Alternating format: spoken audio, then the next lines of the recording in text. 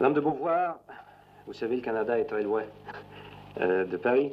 Et au Canada, quand on parle de l'existentialisme, généralement, la première chose qui nous vient à l'esprit, et on voit toute cette jeunesse bruyante, tapageuse, qui aimait beaucoup le jazz dans les années de l'immédiate après-guerre, et qui se réclamait, qui fréquentait Saint-Germain-des-Prés, qui se réclamait de l'existentialisme. Alors pour vous, est-ce que cette jeunesse présentait un visage réel de l'être existentialiste, de l'homme existentialiste? Je crois qu'il n'y avait à peu près aucun rapport entre la philosophie existentialiste, telle que l'on définit, que ce soit Gabriel Marcel, qui a défini un existentialisme chrétien, ou Sartre, qui a défini un existentialisme athée, et cette jeunesse, sinon une question de topographie.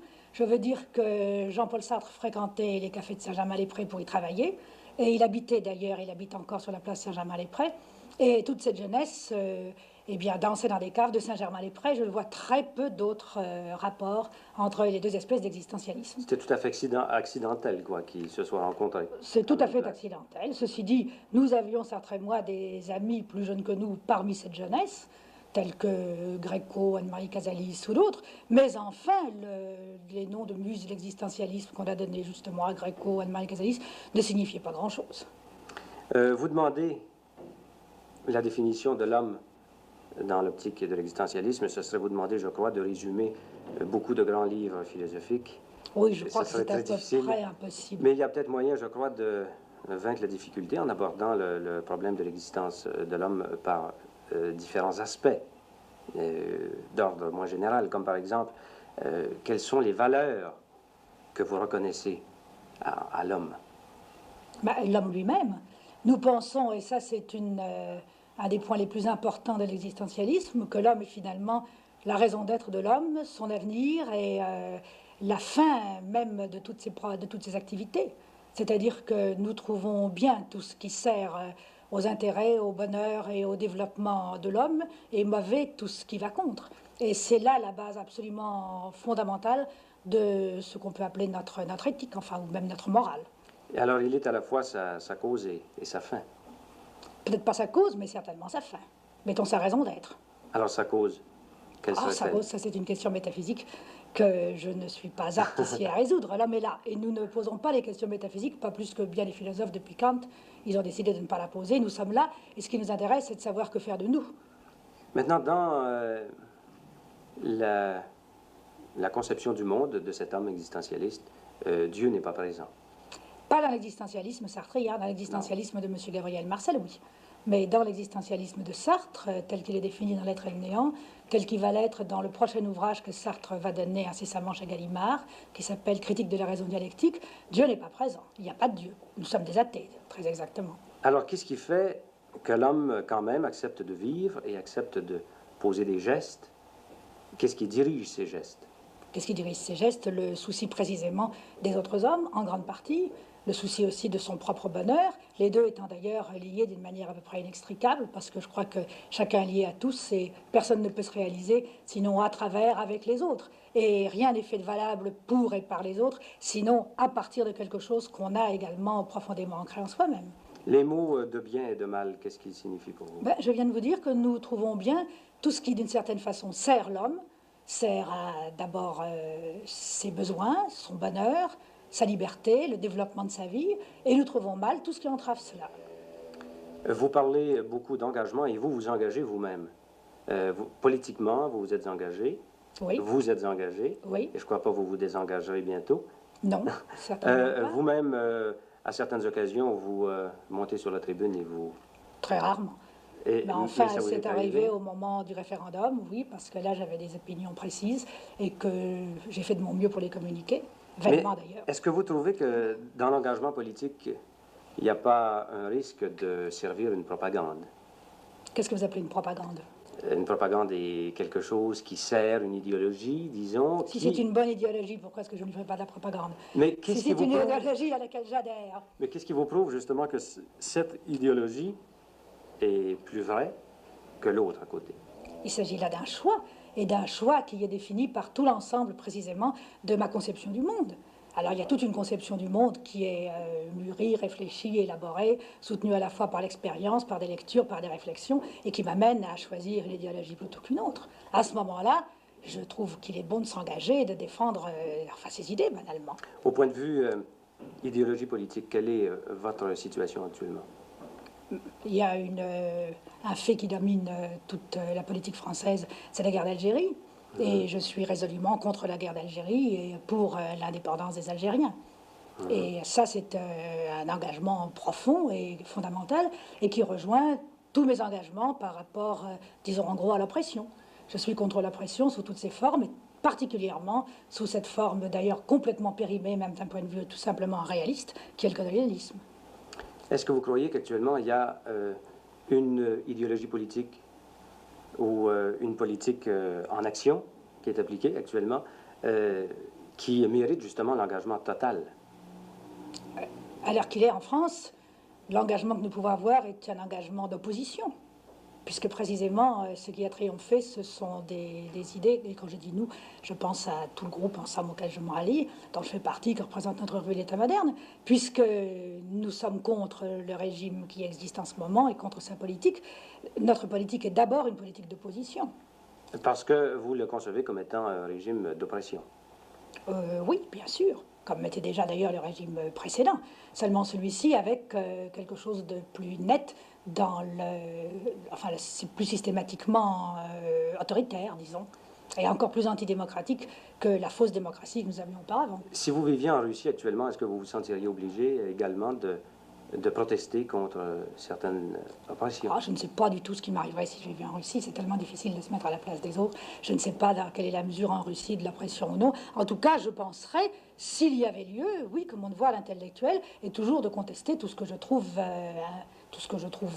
qui opprime l'homme, certainement. Et cette situation de quelqu'un qui proteste, qui tient à toujours protester contre l'oppression, quand il voit l'oppression quelque part, qu'il proteste, est-ce que vous croyez qu'un jour, ça sera éliminé? C'est-à-dire, est-ce que vous croyez qu'un jour, il y aura moyen de trouver un système social qui remplira toutes les conditions? Ça, nous voguons en plein dans les utopies. On ne peut absolument pas donner de réponse précise à cela. Je pense que pour que ça soit même envisagé, une abolition radicale de l'oppression, il faudrait d'abord que la planète change quant aux ressources qu'elle offre aux hommes, parce que, comme vous le savez, le grand malheur qu'il y a aujourd'hui, et depuis la naissance de l'humanité, du moins depuis qu'on la connaît, c'est la rareté, c'est qu'il n'y a pas assez à manger pour tout le monde, tout bêtement, c'est qu'il y a des millions d'hommes qui meurent de faim, encore en Chine, malgré l'effort de la Chine, et énormément encore aux Indes et dans toute l'Asie. Tant qu'il n'y aura pas assez à manger pour tout le monde, forcément, il y aura un état de lutte des hommes entre eux et il y aura forcément un état d'oppression. Alors, si vous me demandez si un jour il y aura l'abondance, je suis absolument incapable de vous répondre. Ça dépend des progrès aussi bien du développement de l'énergie atomique que du rythme de la repopulation par rapport à la production. Enfin, 1000 questions qui nous entraînent dans de la science-fiction à ce moment-là. Dans Les Mandarins, Madame de Beauvoir, il y a une scène, je crois, très importante du roman, alors que Dubreuil et l'autre, qui s'appelle, j'ai oublié son nom, Perron, luttent, justement, sont engagés dans le sens d'une certaine idéologie politique. Ils se rendent compte un jour que dans le pays qui représente en quelque sorte le symbole enfin, qui applique cette idéologie, des choses se passent qui ne devraient pas se passer, d'après eux, comme l'existence des camps de concentration. Et à ce moment-là, il y en a un qui veut le dire aux lecteurs, à ses lecteurs, oui, et l'autre qui ne le veut pas. Est-ce que oui, vous croyez qu'il était juste de ne pas en avertir le public? Je n'ai pas exactement pris parti, parce que, comme je vous l'ai dit tout à l'heure, nous pensons que la morale n'est pas une affaire de principes et de valeurs éternelles, mais d'abord, avant tout, une question concrète d'efficacité, c'est-à-dire qu'il s'agit toujours de servir le bien, le bonheur, la liberté des hommes. Alors, le vrai problème, c'était de savoir quelle était l'efficacité d'une telle révélation. Pouvait-elle servir à diminuer, par exemple, l'importance de ces camps? Pouvait-elle accélérer leur liquidation? Ça, c'est un point de vue. Mais d'autre part, est-ce qu'on ne risquait pas, en les révélant, de décourager alors toute une classe de la population française qui prenait appui quand même sur l'URSS et sur le Parti communiste pour lutter contre la pression? C'était ces choses qu'il fallait, ces facteurs qu'il fallait balancer avant de prendre une décision. Alors les deux points de vue pouvaient se défendre, quoi. À mon avis, comme je l'ai posé dans Les Mandarins, les deux points de vue pouvaient se défendre. Ceci dit, pratiquement, la question s'est posée, un peu plus tard d'ailleurs, car Les Mandarins ne suivent pas du tout la réalité comme on l'a dit. J'ai pris beaucoup de liberté avec l'histoire, au contraire. Lorsque la question s'est posée d'en parler ou de ne pas en parler, Sartre, dans l'État moderne, en a parlé. Il a parfaitement, il a été même, je crois, peut-être pas le premier, c'est le premier à l'avoir voulu le faire. Je crois que Rousseau l'a pris de vitesse, mais ils étaient d'accord à ce moment-là, dans, je ne sais plus quoi, peut-être le Figaro littéraire. Toujours est-il que Sartre en a parlé des camps de concentration soviétiques et a donné les règlements tels qu'ils avaient été inscrits, enfin, sur l'internement administratif, presque avant tout le monde. Au point de vue engagement politique, Sartre et vous-même avez été et êtes encore, je crois, très près du communisme. Nous sommes souvent près du communisme, souvent aussi assez loin. Ça dépend tout à fait de la tactique, de la politique du parti, ça dépend à l'extérieur comme à l'intérieur d'une quantité de choses. Et au point de vue philosophique, évidemment, l'existentialisme et le marxisme ne se rejoignent pas. Ils ne sont pas très loin l'un de l'autre, et précisément les prochains ouvrages de Sartre sont un effort pour montrer tout ce qu'il y a de conciliable entre les deux. Ils sont proches l'un de l'autre en ce sens que les deux sont des matérialismes, mais pas au sens où on prenait le mot au XVIIIe siècle, pas au sens, d'ailleurs ça Sartre s'est expliqué très très souvent à l'un des ouvrages antérieurs, en ce sens que nous pensons que ce qui prime d'abord avant tout dans le monde, c'est le besoin. Je vous le répète, le besoin et l'impuissance de la planète telle qu'elle est à assouvir ses besoins chez tous, sous leur forme la plus primitive. Vous dites que c'est en somme une recherche du bonheur, toujours, que l'acte de vivre. Donc l'amour est un élément important dans le bonheur ou le malheur de l'homme et de la femme, je crois bien. Ça dépend sous quel ciel, parce que quand on n'a pas assez à manger, c'est d'abord la nourriture. Sûrement.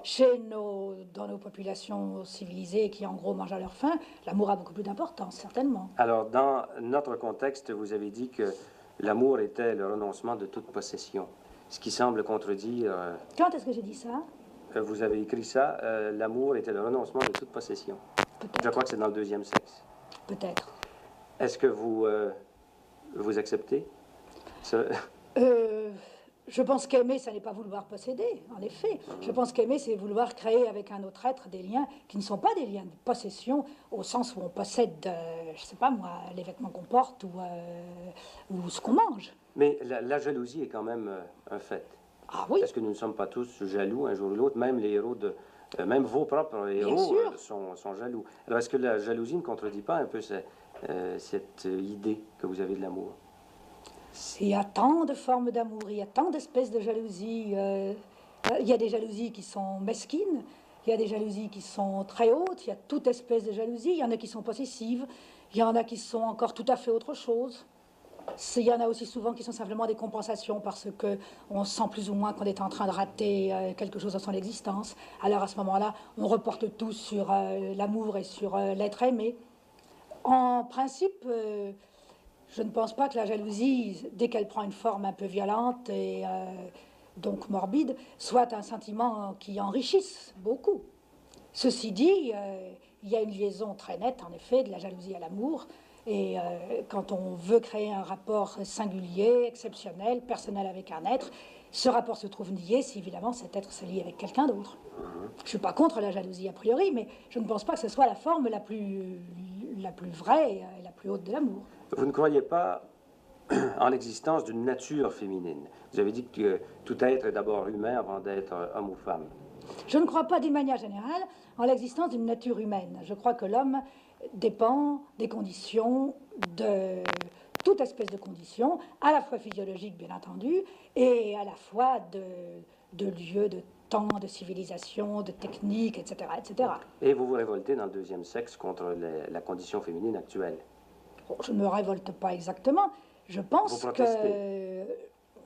Oui, ce n'est même pas exactement une protestation, j'essaie surtout de la décrire. Parce que je pense qu'il est bon toujours de prendre conscience de ce qui est. Ceci dit, la protestation, ce serait une chose bien vaine, puisque ça n'est pas ni l'affaire des hommes ni celle des femmes, alors qu'il est de pouvoir à un coup de baguette magique la transformer.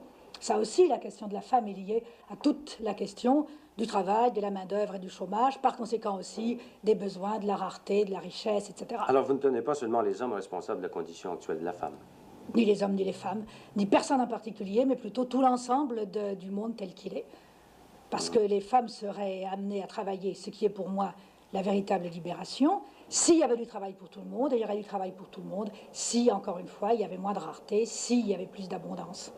Quand Béatrix Beck dit que souhaite que les hommes aient du génie et que les femmes aient des enfants, quelle est votre réaction? J'aime beaucoup Béatrice Beck, mais je ne vois pas pourquoi tous les hommes auraient du génie. Si c'était ça, alors presque toute l'humanité serait damnée. Parce que d'ailleurs, le mot de génie est un mot si vague, je comprends si mal ce qu'il veut dire. Et d'autre part, que les femmes aient des enfants, il y a des moments où c'est important, mais réduire la femme à avoir des enfants, il n'y a guère que l'hitlérisme et le fascisme italien qui ont fait cela. En général, on admet que la femme est un être humain qui peut faire autre chose aussi que d'avoir des enfants. D'ailleurs, Béatrice Beck elle-même fait bien autre chose, puisqu'elle écrit, puisqu'elle fait des enquêtes du journalisme, et puisqu'elle est précisément une femme, au contraire, qui se suffit à elle-même, qui a élevé elle-même sa fille, etc. Croyez-vous justement qu'une femme peut s'engager aussi intensément qu'un homme dans une œuvre de création artistique ou idéologique? Évidemment, certainement. Vous êtes peut-être l'exception qui confirme la règle, mais est-ce que vous croyez que d'une façon générale, c'est aussi facile pour une femme? C'est-à-dire c'est aussi possible? Cela dépend. Je pense que si une femme a vraiment enfin appelons ça une vocation, si vraiment elle a un désir d'écrire ou de sculpter, comme Germaine Ricci qui vient de mourir, ou de peindre, elle le fera aussi bien qu'un homme. Le portrait que vous avez tracé de la condition féminine, évidemment, n'est pas tellement brillant, n'est pas tellement rose pour la femme. Non. Est-ce que vous-même, vous avez souffert d'être femme? Non. Jamais. C'est ce que j'explique dans mes mémoires. Et c'est pour ça qu'on s'est beaucoup trompé si on a cru que Le Deuxième Sexe, c'était un livre de revendication. À vrai dire, je ne m'étais même pas soucié de ce problème jusqu'au moment où, à travers les autres femmes que j'ai rencontrées, avec qui j'ai parlé, dont j'ai vu l'expérience, je me suis rendu compte qu'il y avait un malheur proprement féminin. Mais personnellement, non, parce que comme j'ai fait les études que j'ai voulues, comme je n'ai pas eu de difficulté à les faire, que j'ai jamais trouvé d'hostilité parmi mes camarades, parce que quand même des intellectuels de gauche, c'est ce qu'on peut trouver de plus ouvert et de plus libéral touchant cette relation entre hommes et femmes, j'en ai jamais souffert. Vous avez déjà dit que le principe du mariage était obscène. Qu'est-ce que vous vouliez dire par là? Je veux dire que si deux êtres restent rivés l'un à l'autre par des institutions et par des liens purement extérieurs, alors qu'il n'y a plus rien dans leur cœur et dans leur chair qui les rattache vraiment l'un à l'autre, on arrive à quelque chose qui me semble aussi répugnant que peut-être la prostitution. Mais est-ce qu'on a déjà trouvé mieux que le mariage quand même dans les relations entre hommes et femmes en vue de la procréation? Je crois qu'en tout cas, la notion de mariage est en train de grandement s'assouplir et que le mariage avec facilité de divorce, comme il se pratique à présent, mettons en Amérique, est un énorme progrès sur le mariage institutionnel et qui condamnait une femme à jamais à être l'épouse de cet homme-là et à n'être que cela pendant toute sa vie. Mais est-ce que la preuve n'a pas été faite que les enfants, justement des couples divorcés, étaient très malheureux? C'était souvent déséquilibré, il y avait des troubles émotifs. Ça dépend, il y a aussi des enfants de gens qui sont mariés, qui s'entendent mal, qui sont très malheureux et qui ont des troubles émotifs. Je pense que le rapport des enfants aux parents serait à revoir d'ailleurs d'une manière générale dans la société, parce que je pense que, en tout cas en France, je crois qu'il n'y en a pas de même ni en URSS, ni en Amérique. Mais en France et dans tous les pays latins, les enfants vivent beaucoup trop dans les jupes de leur mère et beaucoup trop loin des autres enfants. Je crois qu'il est tout à fait souhaitable que les enfants vivent avec des enfants, qu'ils aient naturellement des rapports aux parents, mais là aussi que ce soit beaucoup plus du sentiment, de la liberté que l'institution. Est-ce que la chose a déjà été tentée quelque part? Eh bien, vous savez peut-être qu'en Israël, dans les kibboutz, il y a une organisation vraiment assez merveilleuse du point de vue des enfants. C'est-à-dire que les adultes sont entre eux et travaillent toute la journée. Les enfants sont entre eux toute la journée à travailler et à avoir des récréations. Et le soir, vers 5 heures, quand les adultes ont leur journée de travail finie, alors ils rencontrent leurs enfants et ils se donnent à eux complètement pendant 2 ou 3 heures. C'est-à-dire beaucoup plus que ne font des parents moyens qui vivent du matin au soir près de leurs enfants et en même temps très loin d'eux. Parce qu'alors à ce moment-là, ils leur parlent, ils jouent avec eux, etc., etc. Il y a des vrais rapports qui s'établissent entre eux. Je crois que ça, c'est une expérience qui est excellente. En tout cas, tous les gens qui y ont été dans les kibboutz, qui ont vu ça, quoiqu'ils n'approuvent pas tout dans les kibboutz, je crois que cette chose-là, presque toujours, ils l'approuvent. Dans les mémoires, dans vos mémoires, premier tome, oui, qui s'appelle Les mémoires d'une jeune fille rangée, non sans humour d'ailleurs, je crois, le titre. Oh, un peu d'humour. Vous savez que le titre est emprunté en fait à un livre charmant de Tristan Bernard qui s'appelait Les mémoires d'un jeune homme rangé, qui est un roman. Alors je l'ai repris et transposé, en effet, pour indiquer le sens du livre. Dans ce livre, vous dites que vous avez décidé très tôt le célibat et très tôt de ne pas avoir d'enfants. Non. Quelles sont les circonstances qui ont... Non, je ne dis pas cela. Non, non, c'est que vous n'avez pas tout à fait bien lu, ou que vous avez lu des critiques qui ne m'avaient pas très bien lu, puisqu'au contraire, quand j'avais 17 ou 18 ans, j'étais amoureuse d'un cousin assez lointain, et je pensais l'épouser, et comme c'était un cousin très bourgeois, il était bien évident que notre mariage se ferait d'une manière très familiale, et je pensais au contraire avoir des enfants, une famille, etc. Ah, Et c'est plus tard, lorsque ma vocation, ce que je peux appeler ma vocation intellectuelle, s'est précisée, qu'alors, je n'ai plus vu la nécessité ni du mariage. Je n'ai pas vu la nécessité du mariage parce que je ne voyais pas la nécessité pour moi d'avoir des enfants. C'est plutôt ça. Mais pourtant, vous avez eu une éducation, comme vous le dites, je crois, très bourgeoise. C'est pas une raison pour aimer la bourgeoisie. Mais vous ne semblez pas vous être... avoir eu des mouvements de révolte, quand même. Non. Quand vous... Je crois que ça a été plus profond.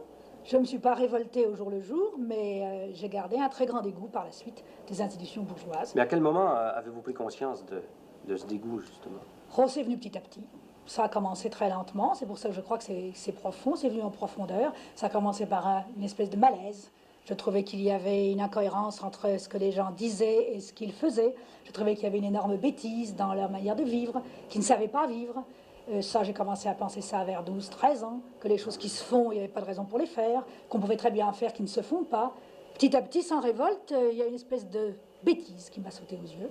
Puis j'ai voulu m'en dégager, et puis j'ai travaillé pour m'en dégager. Et puis une fois que j'ai été étudiante et que j'ai commencé à pouvoir faire une espèce de plan de ma vie, eh bien, j'ai essayé de m'écarter le plus possible de cette espèce de schéma tout fait, tout bâti. Je voulais inventer ma vie, je pensais qu'on pouvait inventer et qu'on s'en tirerait beaucoup mieux qu'en répétant des routines éprouvées, mais justement très mal éprouvées. Maintenant, de quelle façon le problème de Dieu s'est-il posé à vous? Parce que vous dites qu'à l'âge de 15 ans, il y a eu une crise qui a, une fois pour toutes, décidé... Là non plus, ce n'est pas tout à fait exact. C'est pas une crise, c'est plutôt une espèce de prise de conscience. Je me suis aperçue un beau jour, à 14 ans, à 13 ans, je ne saurais pas vous dire la date exacte, je me suis aperçue un beau jour que je ne croyais plus, que c'était fini. J'avais cru d'une manière très très ardente quand j'étais toute petite. Je croyais aux anges, au petit Jésus, etc. Puis après, j'ai moins cru tout de même à toute cette mythologie plus extérieure. Mais enfin, j'ai cru vraiment à Dieu. Mais petit à petit, j'ai épuré Dieu tellement qu'il n'y avait plus aucun rapport avec ce monde. Parce que Dieu ne pouvait pas être bête comme toutes les personnes pieuses que je voyais ou comme les prêtres à qui je parlais. Il était différent. Il ne pouvait pas non plus s'intéresser à des vétilles. Il a fini par ne plus répondre à rien ni à personne. Et à ce moment-là, je me suis aperçue que bon, il n'existait plus pour moi finalement. Il s'était évaporé. Et est-ce que, comme vous dites, c'était évaporé, mais est-ce que vous avez remis le problème en question plus tard? Plus tard, j'ai fait de la philosophie et tout ce que j'ai appris m'a, je ne pourrais même pas dire confirmé, mais tout ce que j'ai appris continue à être dans la ligne que la question, en somme toute, ne se posait pas. Si vous voulez, par exemple, j'ai lu Kant quand j'avais 18 ans et j'ai tout de suite pensé avec Kant qu'il fallait en effet refuser la métaphysique proprement dite ou l'ontologie et se poser le problème à partir du fait que nous existons sur Terre sans chercher à percer par-delà la chaîne des causes et des effets. Mais si je comprends bien, votre athéisme est d'abord venu par intuition chez vous. Si vous voulez, je me suis aperçu que j'avais aucune raison de croire, mais et que les gens qui étaient autour de moi croyaient sans avoir des raisons non plus. C'est plutôt ça. Les uns croyaient sans avoir de raison de croire, et moi j'ai cessé de croire sans non plus avoir des raisons positives et établies de ne pas croire. Mais comment prouver que quelque chose n'existe pas? On ne peut jamais non plus en faire la preuve. C'est plutôt aux autres de faire la preuve du contraire, n'est-ce pas? Mais enfin, oui, est-ce que la preuve... Cette preuve, je ne l'ai jamais trouvée, ni dans ma raison, ni dans ma tête, ni dans mon cœur. Donc... La preuve de croire? Oui, la preuve d'un Dieu. Et la preuve du contraire, est-ce qu'elle existe? Enfin, philosophiquement, oui, d'une certaine façon. Parce que, par exemple, dans l'être et le néant, Sartre, à mon avis, montre très bien que cette espèce de synthèse qu'on appelle Dieu, qui serait à la fois, enfin là nous allons entrer dans de la philosophie, pour soi en soi, est irréalisable et même réellement impensable. Enfin, ceci dit, un croyant pourra toujours dire que précisément on croit parce que c'est absurde et parce qu'on ne comprend rien. Mais alors à ce moment-là, ça me semble un recours un peu désespéré. Mais d'une façon générale, qu'est-ce que vous pensez des croyants? Oh, je ne pense rien de façon générale. J'ai des opinions très particulières sur les uns et les autres, car ils sont aussi divers que les non-croyants. Il y a des prêtres progressistes avec qui je m'entends parfaitement, et il y a au contraire des athées, mettons qui sont précisément pour l'oppression, et avec qui je ne m'entends pas du tout. Et il y a des croyants qui simplement font de la religion, au contraire, alors à ce moment-là, une justification, mettons, du capitalisme ou du colonialisme, avec qui je ne m'entends pas. Enfin, ça dépend. Vous savez que l'Église est très, très, très divisée. En particulier, même à l'intérieur de l'Église de France, il y a d'énormes différences. Vous avez des prêtres qui se battent avec le FLN, et vous en avez qui sont au contraire complètement pour les gros colons algériens. Est-ce que ça ne prouve pas que dans le christianisme, il y a là aussi une liberté comme dans votre monde existentialiste? Si, je crois tout à fait. Je crois que finalement, Dieu, c'est une espèce d'alibi qui n'en est pas un, et que des quantités de gens, d'ailleurs, des quantités de croyants me l'ont dit, je ne dirais même pas avoué, qu'on est aussi perdu dans un monde où il y a un Dieu, si vraiment on prend à cœur de savoir où est le bien et le mal, et quelles sont ses volontés, que dans un monde où il n'y en a pas. Parce que de toute façon, qui va interpréter la volonté de Dieu, qui va interpréter la manière dont la transcendance se traduit dans notre monde ici-bas, c'est chacun dans sa propre conscience. Et à ce moment-là, chaque conscience se retrouve aussi solitaire que la mienne qui ne croit pas en Dieu. À moins de croire en la révélation. Ce que vous ne Ah, mais croyez même pas. si on croit en la révélation, même si on croit à la révélation, savoir si ce Dieu révélé, il souhaite qu'on continue à, je ne sais pas moi, à opprimer des Algériens et à faire mourir des gens de faim, et si c'est très bien, ou au contraire s'il trouve que c'est très mal, c'est à chacun de décider. Finalement, chacun interprète Dieu selon ses propres tendances. Vous avez déjà publié un premier tome de vos mémoires. Vous travaillez actuellement au deuxième, je crois.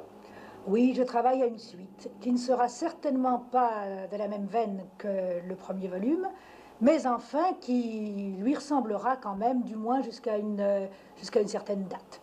Jusqu'à la fin de la guerre, ce sera un récit qui suivra à peu près fidèlement les circonstances de ma vie. Je dis à peu près fidèlement parce que dans la première partie qui a été publiée, il s'agissait de mon enfance et de ma jeunesse, et je pouvais vraiment dire tout sur moi. Naturellement, quand on arrive à une vie d'adulte, on est obligé, par rapport à soi, par rapport aux autres aussi, à plus de discrétion. Il y aura donc certains chapitres que je n'aborderai pas, ou que j'aborderai très indirectement. J'en préviendrai d'ailleurs les lecteurs. Je dirai rien que la vérité, je ne dirai pas toutes les vérités, je veux surtout parler de mon rapport avec mon époque, essayer de décrire ce que c'était que d'être une jeune intellectuelle pendant l'avant-guerre. Ensuite, la secousse que ça a été pour les intellectuels de mon bord, pour les autres aussi d'ailleurs, mais enfin, je le prends sous l'angle que je connais, que la guerre, que l'occupation. C'est toute cette évolution qui est à la fois d'ailleurs, on pourrait presque dire sentimentale autant qu'idéologique, que je veux retracer. Disons plutôt cette évolution vécue, globale, totale, en relation avec mon évolution d'écrivain, avec la manière dont j'ai commencé à écrire certaines choses, certaines autres, mes échecs, ce que je peux appeler mes réussites, enfin, à la mesure où, par exemple, mes livres ont été édités, enfin, sans naturellement porter de jugement de valeur là-dessus. C'est tout ça que je voudrais raconter, ma formation comme maître humain et comme écrivain au cours de l'avant-guerre et de la guerre. Pour l'instant, c'est à cela que je travaille. Sur la période d'après, ça me posera encore d'autres problèmes, naturellement. Et est-ce que dans ce deuxième volume, vous allez vous rendre jusqu'à maintenant? Non, je viens de vous dire que ce volume auquel je travaille en ce moment, je l'envisage jusqu'en 44. Ah, jusqu'en 44 Oui, seulement. jusqu'en 44, je sais à peu près ce que je fais. Après, je sais que je continuerai encore, que je veux parler de l'après-guerre proprement dite, en tout cas jusqu'à 50. Ensuite, ça, je ne sais pas du tout. Je ne sais pas dans quelle mesure je ferai alors une mise au point sur ce que je suis aujourd'hui. Ça, ce ne sont plus des mémoires à ce moment-là, n'est-ce pas? Peut-être qu'il peut être intéressant et que je peux trouver un moyen de faire un certain bilan de la manière dont je pense ma vie. Mais enfin, ça, c'est à élaborer, c'est pour beaucoup plus tard. Car ça va être un très long ouvrage, enfin long quant au travail que ça va me demander. En somme, voilà déjà 1 an que je travaille dessus, depuis que j'ai fini le premier volume, et je compte au moins encore 3 ans. De quelle façon travaillez-vous à vos mémoires? Est-ce que vous écrivez vite? Est-ce que vous écrivez lentement? Est-ce que vous réécrivez souvent? Je réécris très souvent. Ça dépend des ouvrages. J'écris beaucoup plus vite les essais et surtout les reportages que je n'écris les romans ou un ouvrage comme ces mémoires que je voudrais vraiment très exact et auquel je veux apporter beaucoup de soin. Là alors, puisque vous me demandez sur les mémoires, je vous dirais qu'en gros, j'ai fait d'abord une espèce de, je ne peux même pas dire une première version, une espèce de brouillon écrit au galop, où j'ai jeté pêle-mêle un peu tout ce que je me rappelais, une espèce d'exploration de ma mémoire proprement dite. Et puis alors j'ai repris cela ensuite, année par année, en m'aidant de ce que je pouvais avoir de documents, j'en ai malheureusement très peu, des journaux dans la mesure où j'en avais, des lettres dans la mesure où j'en ai, et aussi alors des documents objectifs, c'est-à-dire regarder les journaux de l'époque, alors les journaux, je veux dire la presse de l'époque, etc., pour essayer de revivre enfin mon époque. Parce que, comme je vous disais tout à l'heure, que je pense qu'il n'y a pas de nature humaine et que chacun est lié à tout ce qui l'entoure, si je veux parler de moi, je suis obligée de parler de la France entre 1929 et 1939, par exemple. C'est dans ce sens-là que vous entendez l'engagement, d'ailleurs. C'est que nécessairement, tout est conditionné, chaque être humain est conditionné par tout ce qui l'entoure. Si vous voulez, c'est qu'en un certain sens, il est impossible d'écrire sur quoi que ce soit sans qu'au moins à l'horizon se profile tout l'ensemble du monde dans lequel on vit. Alors vous ne croyez pas en l'art pour l'art, évidemment. Je ne sais pas s'il y a beaucoup de gens aujourd'hui qui croient même que ces mots aient un sens. Vous croyez que c'est impossible, d'ailleurs? Je ne sais pas très bien ce que ça signifie. Je pense que tout art a toujours eu un contenu, un sens, a toujours été un appel adressé à d'autres hommes, a toujours été une parole dite à des hommes, a toujours eu des raisons humaines dans celui qui était le créateur et dans ceux qui étaient destinés à recevoir et à entériner sa création.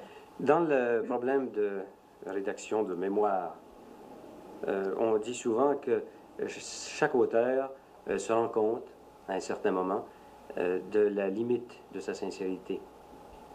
Est-ce que vous avez été face à face avec une certaine limite de sincérité? Non. Je pense que la sincérité, à vrai dire, est elle-même, la sincérité littéraire, est elle-même un problème littéraire.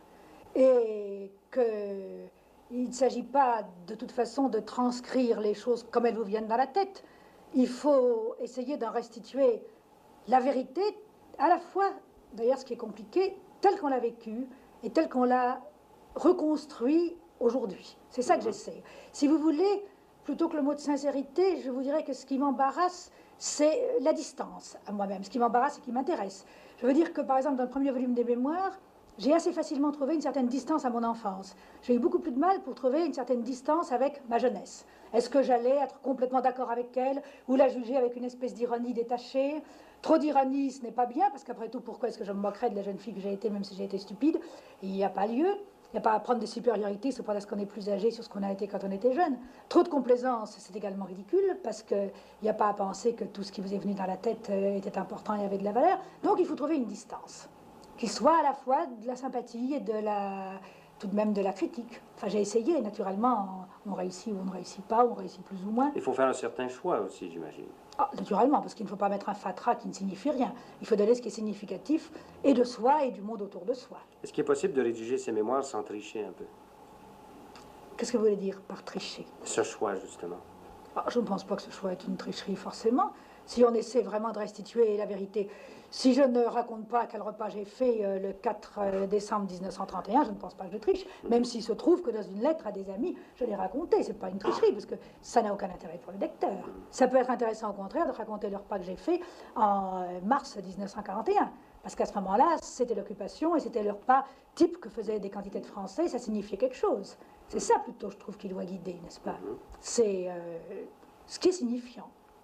Vous m'avez dit tantôt que vous travaillez différemment quand vous écrivez vos mémoires, par exemple, et quand vous rédigez un essai. Oui.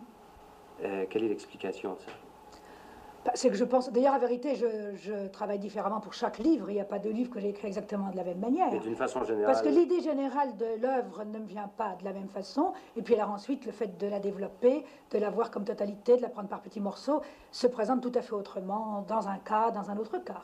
Alors il n'y a aucune méthode arrêtée? Il n'y a pas de méthode arrêtée. Il y a quand même quelque chose qui m'est, je ne sais pas particulier, mais enfin, en tout cas qui se retrouve presque toujours pour tous mes écrits, c'est que j'ai besoin d'aller d'un bout à l'autre, et puis de recommencer en allant de nouveau d'un bout à l'autre, en approfondissant chaque fois. Si vous voulez, je ne ferai pas un premier chapitre définitif avant d'être arrivé à la fin du dernier. Et quand le dernier est fini, je recommence depuis le début, en un sens. Et ça tourne en rond, comme ça, enfin, comme beaucoup de peintres peignent, n'est-ce pas? Ils ne font pas d'abord un morceau de la toile, ils font toute une esquisse, et puis ils l'approfondissent, et puis ils la réapprofondissent, puis ils s'arrêtent à un moment parce qu'ils ne peuvent plus rien y ajouter. C'est votre façon de travailler. C'est un peu comme ça que je travaille, c'est ça. Qu'est-ce qui fait qu'un sujet donné, ou une situation donnée, devient un roman au lieu d'une pièce de théâtre, ou une pièce de théâtre au lieu d'un roman? Bah, à vrai dire, je n'ai essayé qu'une fois de faire du théâtre. Ça n'a réussi Pourquoi qu'à à ce moment-là moitié. avez-vous... Parce que j'avais envie de m'essayer au théâtre et j'avais trouvé un sujet qui me semblait extrêmement théâtral.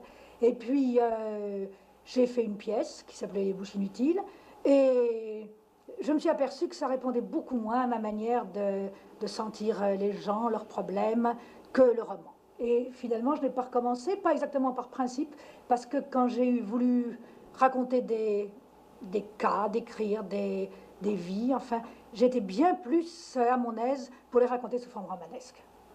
Vous attachez beaucoup d'importance au roman. Oui, comme je trouve Sartre, qu'un bon roman, et... ça communique beaucoup. Et quand je lis un bon roman, ou quand j'ai lu de bons romans autrefois, parce que c'est tout de même surtout dans la jeunesse qu'on est vraiment happé, cela m'a donné des expériences plus exaltantes peut-être que n'importe quoi. Qu'est-ce que vous demandez à un roman, d'abord? Je lui demande d'abord une certaine vérité, ce qui ne veut pas dire une exactitude réaliste, mais il faut qu'il me communique quelque chose qui soit bien particulier, qui soit arrivé à certaines personnes et en même temps qui soit assez général pour me toucher. C'est ça d'abord que je lui demande. Alors qu'il me donne cette vérité à travers telle ou telle espèce d'anecdote, de technique, de style, ça m'est égal du moment qu'il me la donne. Est-ce que vous trouvez que certains jeunes écrivains du nouveau roman, par exemple, comme Grillet, Butor, Simon et d'autres, est-ce que vous trouvez qu'ils attachent trop d'importance au côté technique? Je trouve qu'il est intéressant de faire des recherches techniques, parce que la technique est un instrument et qu'on peut arriver à dire plus vite, mieux des choses quand on a un très bon instrument entre ses mains. Je pense qu'en effet, si on se bute sur l'instrument en tant que tel, comme fait un peu trop Rob Grillet, beaucoup moins Butor, on risque à ce moment-là de ne rien raconter de très intéressant.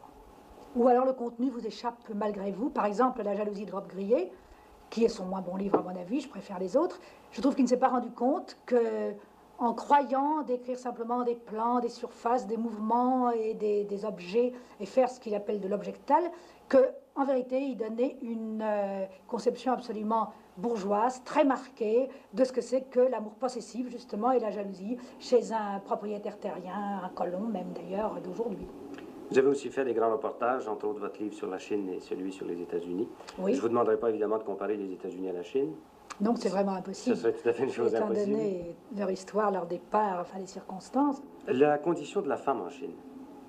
La condition de la femme en Chine, elle a énormément évolué, mais vous savez, elles reviennent de très très loin, les Chinoises, puisqu'on voit encore dans Pékin des vieilles femmes qui ont des tout petits pieds, puisqu'une fois que les pieds ont été déformés, ils demeurent ainsi rabougris jusqu'à leur mort. Donc il y a encore des traces de cette coutume abominable qui était vraiment le symbole, en même temps que d'ailleurs la réalisation de l'esclavage féminin en Chine.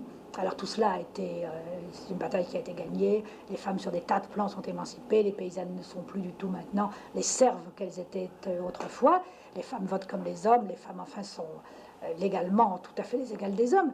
Bien entendu, pratiquement, pas plus d'ailleurs qu'en Occident, elles ne sont vraiment aussi importantes dans aucun domaine. Mais c'est tout de même un des domaines où elles sont à l'avant-garde. Les jeunes étudiantes chinoises, par exemple, sont vraiment, vraiment sans aucun complexe par rapport aux étudiants chinois, qui de leur côté n'ont aucun complexe de masculinité, si je peux dire. Ne se sentent absolument pas supérieurs en tant que mâles à leurs camarades femmes. Alors, ils correspondent à un souhait que vous faites dans le deuxième sexe. Oui, d'une certaine façon, oui, certainement. Plus que les Américains. C'est-à-dire, je ne voudrais pas que vous me fassiez dire ce que je ne dis pas. Dans les couches de la population les plus vastes, c'est-à-dire chez les paysans, il y a malgré tout encore des quantités de survivance, parce qu'on ne défait pas et on ne refait pas une civilisation en 10 ans. Et je crois que les femmes sont encore, malgré tout, traitées pas du tout à égalité avec les hommes, pratiquement, malgré la loi, parce que vous savez que d'ici qu'une loi se trouve réellement incarnée, il n'y a qu'à voir même nos sociétés à nous, c'est bien différent. Mais au contraire, alors, dans ce qu'on peut appeler l'élite, enfin, chez les jeunes intellectuels, il y a vraiment une égalité profonde qui est réalisée, ça certainement. Et une amitié des deux sexes. Et aux États-Unis, quelle a été la chose qui vous a le plus frappé quand vous êtes arrivé là-bas? De ce point de vue-là, du point de vue de la condition des femmes, c'est qu'elles étaient infiniment moins émancipées que je ne pensais. C'est que je trouve qu'en réalité, leur émancipation est une chose extrêmement extérieure. D'ailleurs, ça, j'ai parlé de cela avec plusieurs Américaines libérales et très intelligentes qui sont de mon avis. Il y en a une en particulier que je voyais récemment qui s'appelle Eve Marianne, je crois, qui écrit dans la Nation, et qui me disait, qui a d'ailleurs écrit des articles très intéressants là-dessus, sur le mythe de la môme, en montrant qu'en vérité, la femme américaine, comme dans tous les pays, eh bien, elle est dépendante de l'homme, dans la mesure où économiquement, c'est l'homme qui a l'argent. Et qu'on a beau dire que c'est la femme qui décide si on ira cette année-là dans la Côte d'Azur ou dans un petit village du Texas où on a des parents, c'est finalement le porte-monnaie de l'homme qui en décide. Et ça, je crois qu'elle a parfaitement raison. Et c'est tout à fait ce qui m'a frappé, moi, quand j'ai vu les Américaines. Et pour le reste, pour ce qui est de se faire une situation, de vouloir arriver par soi, je trouve qu'il n'y a plus d'ambition valable chez les jeunes européennes, en France, en Angleterre, en Allemagne, dans les pays du Nord aussi, que je n'en ai rencontré chez les Américaines, pour qui vraiment l'idée était d'avant tout d'attraper un mari. Est-ce que vous croyez que la paix est possible dans l'état actuel du monde? Peut-être, dans la mesure où la guerre devient impossible. C'est le seul espoir que j'ai, c'est et que d'ailleurs beaucoup de gens partagent. La guerre devient tellement impossible et signifierait tel ravage, et tout le monde le sait tellement, que peut-être qu'enfin la paix va régner, avec des petites guerres locales, peut-être ici ou là, mais alors des petites guerres très très localisées où on ne pourra pas employer les grandes armes destructives. Madame de Beauvoir, c'est sur ce souhait que je vous remercie.